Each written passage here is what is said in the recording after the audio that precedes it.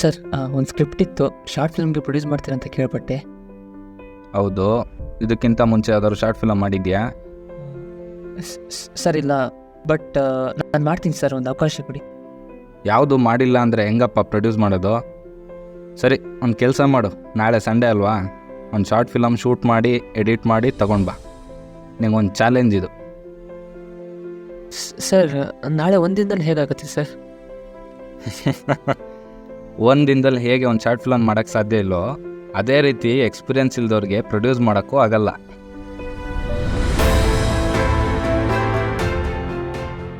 ಸರಿ sir, okay, Monday short film ready ಮಾಡ್ಕೊಂಬರ್ತೀನಿ. Thank you sir. ನೋಡಿಲಿ, ಒಂದು ಫೋಕಸ್ ಔಟ್ ಆಯ್ತು. ಪಾಯಿಂಟ್ ಆಫ್ ಟೈಮ್ ಅಲ್ಲಿ most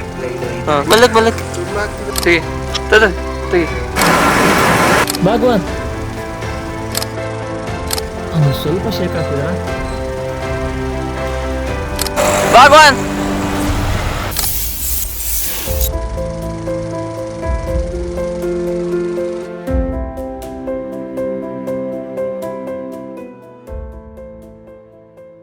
sir, short film shoot ಮಾಡ್ಕೊಂಬರಕ್ಕೆ ಹೇಳಿದ್ರಿ, ಆಗಿದೆ ಸರ್.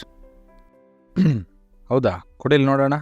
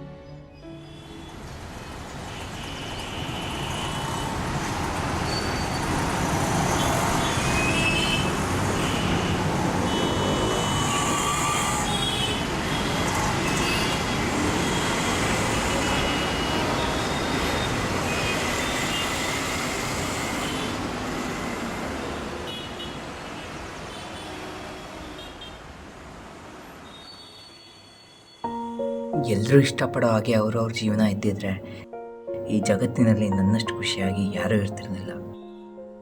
ಇಷ್ಟವಾದ ದಾರಿ ಒಂದು ಕಡೆ ಆದರೆ ಸಾಗ್ತಿರೋ ದಾರಿ ಇನ್ನೊಂದು ಕಡೆ.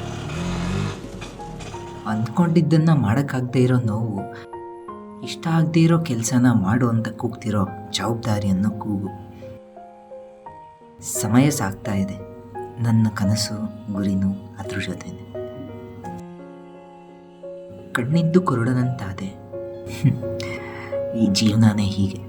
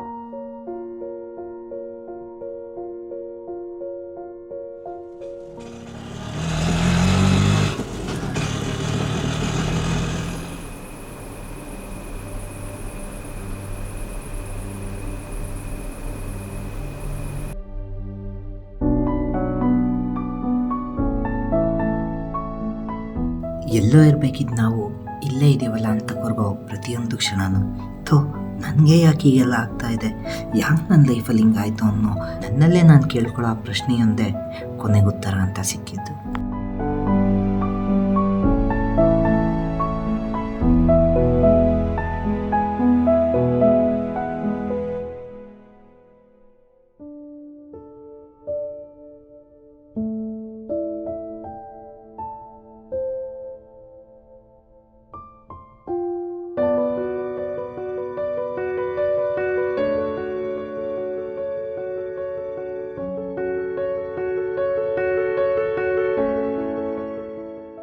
ಮನ್ಸಲ್ಲಿ ನೂರಾರು ನೋವುಗಳಿದ್ರೂ ಆ ನೋವನ್ನ ಕೇಳೋಕ್ಕೆ ಯಾರೂ ಇಲ್ಲ ಅಂತ ನೆನಪಾದಾಗ ಜೋರಾಗಿ ಕೂಗಿ ಹೇಳ್ಬೇಕನ್ಸುತ್ತೆ.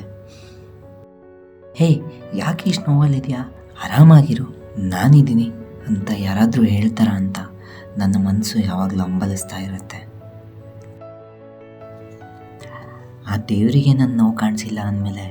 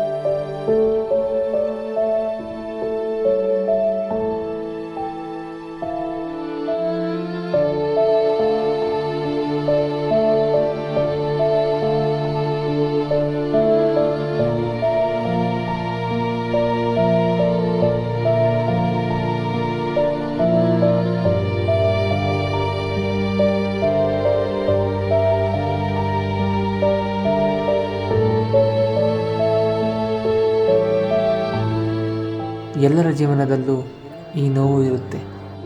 ಜವಾಬ್ದಾರಿ ಎಂಬ ಮೂಟೆಯನ್ನು ಹೊರಲು ತಮ್ಮ ಆಸೆ ಕನಸುಗಳನ್ನು ತ್ಯಾಗ ಮಾಡುತ್ತಿರುವ ಪ್ರತಿಯೊಂದು ಜೀವಕ್ಕೂ ಈ ಕಿರುಚಿತ್ರವನ್ನು ಸಮರ್ಪಿಸುತ್ತಿದ್ದೇನೆ.